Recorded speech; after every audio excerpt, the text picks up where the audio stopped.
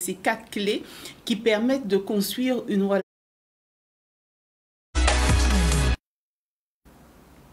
Nous voilà de retour sur le plateau du ZCL et on va recevoir Michela Rosamond qui est thérapeute psycho-énergéticienne. On va parler de couple et entre désillusion et espoir de bonheur. Donc tout un programme avec des clés justement pour une relation épanouie. Bienvenue sur le plateau. Donc vous êtes thérapeute depuis plus de 20 ans maintenant. Qu'est-ce qui vous a conduit à parler, à vous intéresser aux relations de couple et à proposer, donc on va voir la conférence que vous proposez? C'est vrai que ça fait 20 ans que je pratique et que je reçois des personnes qui sont dans des moments difficiles, physiques, émotionnels, etc. Et beaucoup de ces personnes ramènent des situations de couple. J'ai aussi accompagné des couples, mais des personnes qui venaient pour autre chose ramènent des situations de couple qui sont douloureuses. Donc du coup, c'est vrai qu'au début, à tâtons, j'ai cherché à les aider, à aller regarder dans les coins et les recoins du couple. Qu'est-ce qui fait que et puis, je dirais l'apprentissage de la vie, mais aussi les formations en neurosciences, en psychologie, etc., m'ont aidé à proposer à ces personnes ce qui leur permettait, en tout cas, de trouver plus de répit, plus d'épanouissement dans leur couple. Et c'est ainsi que j'ai pu mettre en évidence, en fait, 4 clés, ce que j'appelle 4 clés, pour pouvoir espérer une relation épanouissante. D'accord. Le titre de la conférence, ça évoque désillusion et espoir de bonheur. C'est quand même un contraste. Est-ce qu'on peut expliquer pourquoi vous avez choisi cet axe Oui, oui, tout à fait, parce que on nous vend une idée du couple depuis qu'on est enfant, du style... ils se rencontrèrent, ils tombèrent amoureux, ils s'aimèrent, ils eurent des enfants. De fées, ça. Voilà, le conte de fées. Mais en fait, on y croit la plus grande partie de notre vie. On va y croire. Je rencontre des personnes qui sont justement déçues du couple, qui ont eu que des problématiques au niveau des couples, mais qui au fond, quand on fouille, ont encore ce rêve de rencontrer l'homme ou la femme idéale, ce prince charmant, cette princesse idéale. Donc oui, des illusions parce que on nous donne à voir quelque chose du couple depuis tout petit, et quand on y est, on se rend compte, mais c'est pas ça. Il ne suffit pas de s'aimer. Ah oui, l'amour ne suffit pas. L'amour ne suffit pas. L'amour fait que j'ai envie de rentrer en relation avec l'autre. Parce que l'amour, ce n'est pas quelque chose que l'on décide. C'est un constat. On constate qu'on aime, qu'on est amoureux. Et les choses faisant, on a envie, ou pas, d'être en relation avec l'autre. Et c'est là où ça se joue. Tout se joue après l'amour. Oui, tout se joue dans cette relation qui va se créer entre ces deux personnes et comment on va mener cette relation. Mais dès lors qu'on part, parce que moi je dis que le couple, il est déjà en difficulté avant même qu'il existe. Puisque, alors, ah oui, puisque... Pourquoi? Pourquoi? Parce que on a le couple, c'est d'abord ça s'imagine. Mais ça s'imagine à partir de quoi? Des illusions, des rêves qu'on nous a vendus. De cette idéalisation. Voilà, de cette idéalisation. Du couple. Et donc, quand vous y rentrez avec tout cet idéal, vous ne pouvez qu'être déçu.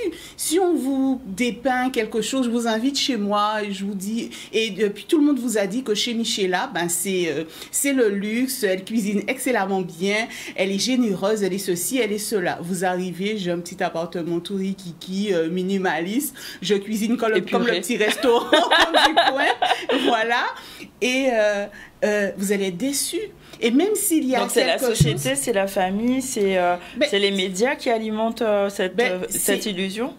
Oui, c'est un peu tout le monde. Ce sont les histoires de contes de fées, de princes charmants qu'on nous raconte. C'est l'idée du couple qu'on nous fait aussi. C'est la religion qui nous impose aussi une idée du couple, de c'est l'amour et de c'est pour toute la vie, et que vaille, on doit rester là, on reste là en souffrance, etc. Et comment on peut déconstruire justement ces attentes irréalistes, puisque ça ne permet pas d'alimenter justement un couple épanoui, on va dire. C'est déjà s'en rendre compte.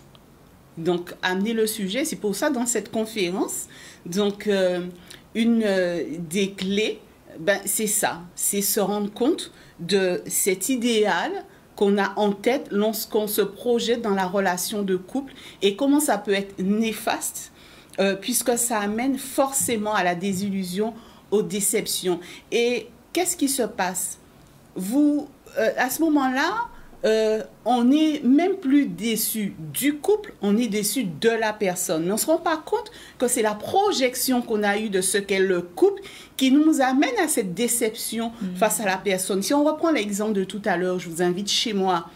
Par rapport à ce qu'on vous a vendu de ce que c'est chez moi, de comment je suis, après, vous êtes déçu. Mais déçu de moi? Vous pouvez dire, franchement...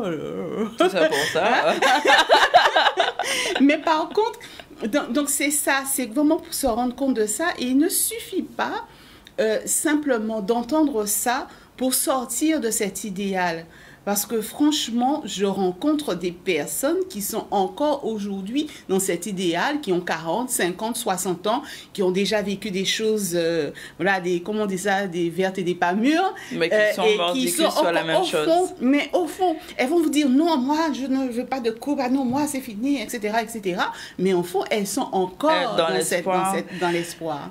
Donc, il y a plusieurs clés. Comment vous avez découvert ces clés et est-ce que ça s'applique à tous les couples?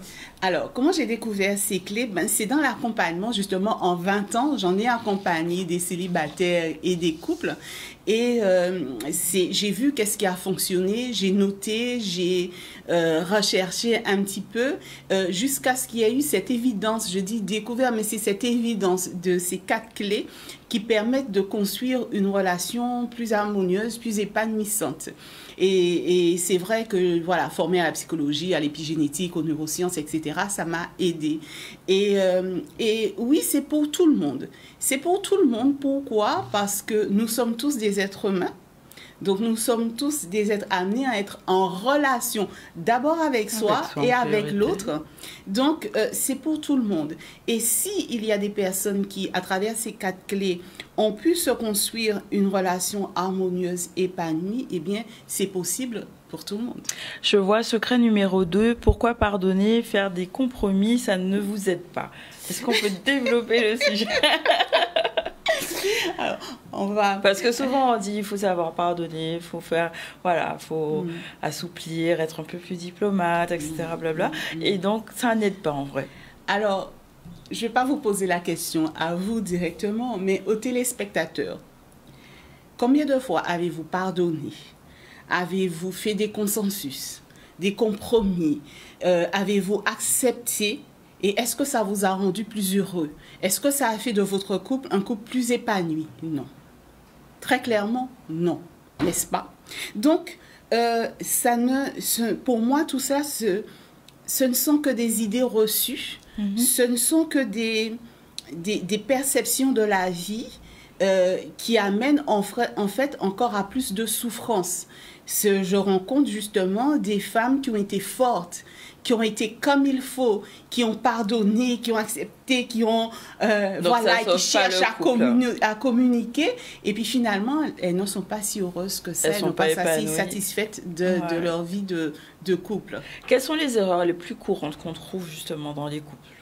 Ben, c'est peut-être ce que je viens de dire, voilà, de vouloir absolument pardonner, de vouloir absolument faire des compromis, de vouloir absolument communiquer, parce que c'est ça, on nous dit communiquer, communiquer, communiquer. Comment communiquer d'ailleurs?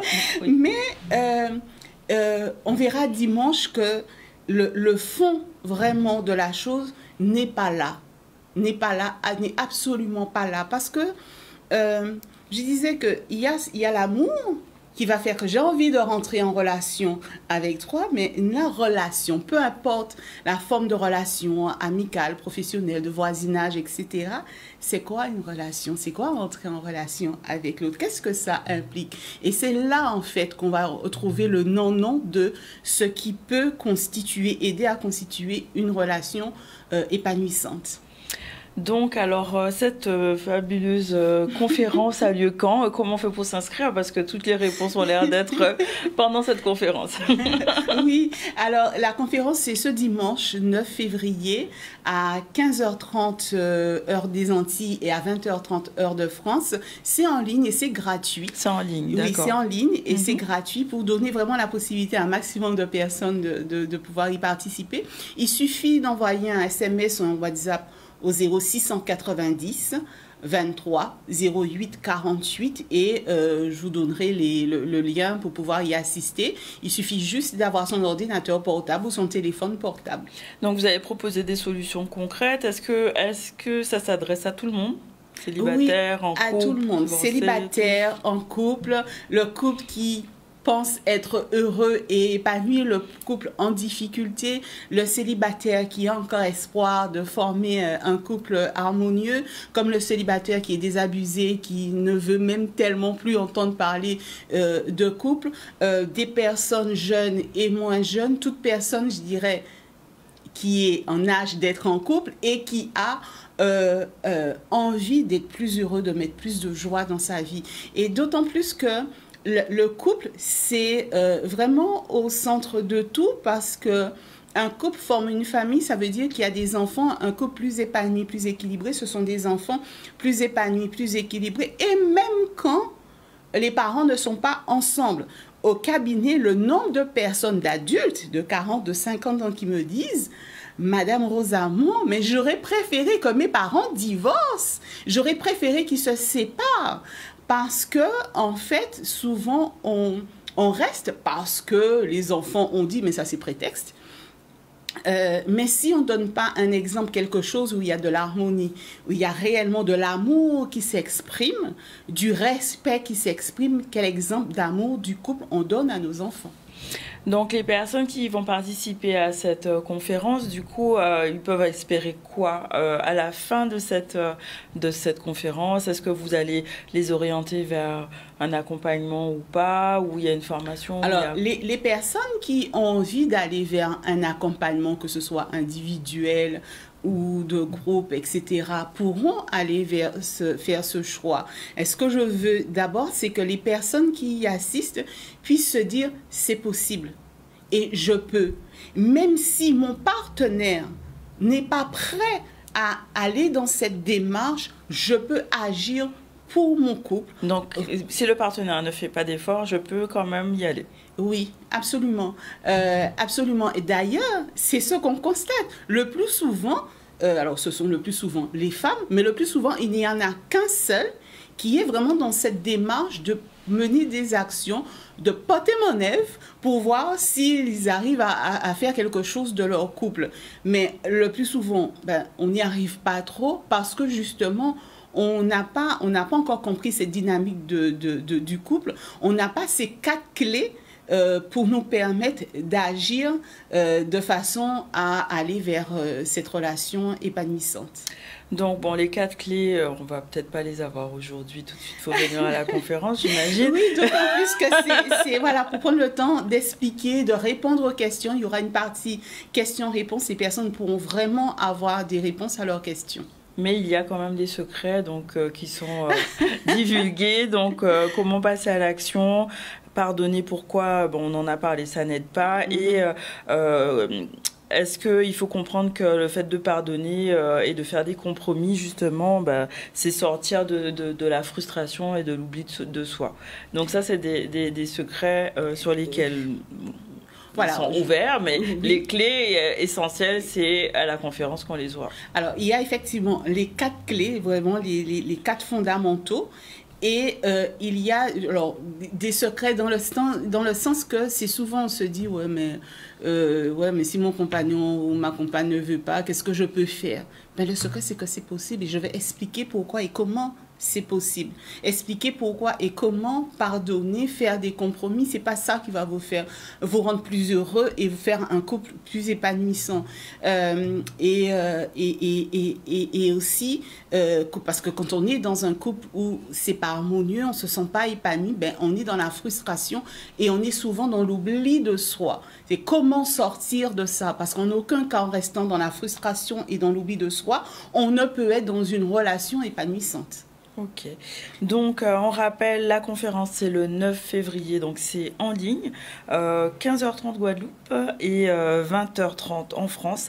On peut s'inscrire, c'est gratuit et il faut demander le lien par téléphone, si vous pouvez le rappeler, le numéro de téléphone. Alors, c'est le 0690 23 08 48. Et les personnes auront vraiment, ça sera du concret, ça ne sera pas de la réflexion, du blablabla, mais vraiment... Qu'est-ce que je peux faire? Ça, comment on y va? Et tout de suite après la conférence, elles seront capables de mettre en place un certain nombre de choses déjà.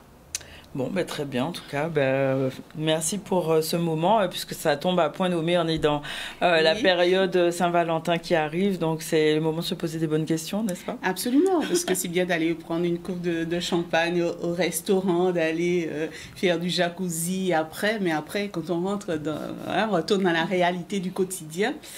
Ouais, c'est pas le conte de fées tous les jours. Merci Madame Rosamond et bonne continuation. Merci. On va conclure donc le ZCL. Aujourd'hui, on a vu donc au niveau